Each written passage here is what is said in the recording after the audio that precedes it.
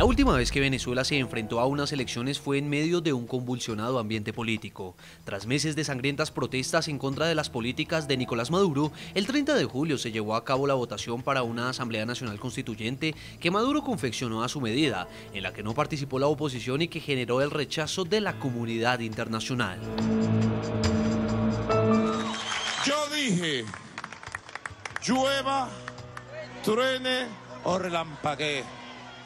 Y llovió, tronó y relampagueó y la constituyente llegó. Hoy, unos nuevos comicios vuelven a dibujarse en el panorama, mientras el régimen y la oposición intentan, entre acusaciones y versiones contradictorias, avanzar en un supuesto diálogo. Persecución a la oposición. Para estos comicios, el cuestionado poder electoral inhabilitó a al menos 16 mandatarios locales de oposición por estar vinculados en algún tipo de proceso judicial o simplemente por un decreto de anulamiento político que se creó bajo la constituyente de Maduro. Y cree que ahora se va a inscribir después que llamó a quemar Venezuela o se fue por el mundo diciéndole que vamos a invadir Venezuela. Usted rodó, papá, ¿oyó? Leopoldo López, Antonio Ledesma, David Smolarsky, Ramón Muchacho y Enrique Capriles son solo algunos de estos nombres que no podrán participar en estas elecciones. El juego de fechas.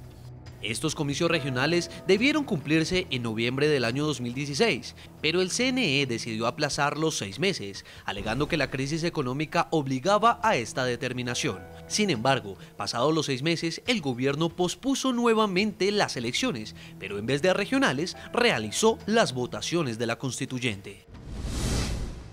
Las restricciones del régimen. Divide y vencerás. Así reza el adagio popular que Nicolás Maduro parece haber aplicado a la perfección en Venezuela. Con la convocatoria de los comicios regionales, no solo logró dividir a la oposición frente a la participación en estas elecciones, sino también el Consejo Nacional Electoral prohibió inscribir candidatos que se presentaran por la Mesa de la Unidad Democrática en 7 de los 23 estados del país, argumentando que existen decisiones relacionadas con juicios que se vienen adelantando desde el año pasado en estas jurisdicciones. Dado como legal el delito electoral. Una cosa absolutamente ilógica, una cosa que lamentablemente nos hace ver que estamos en un país donde no hay igualdad de oportunidades y donde el mismo ente electoral es quien promueve la confusión y quien le termina quitando derechos al elector. En julio pasado, el país estaba encendido.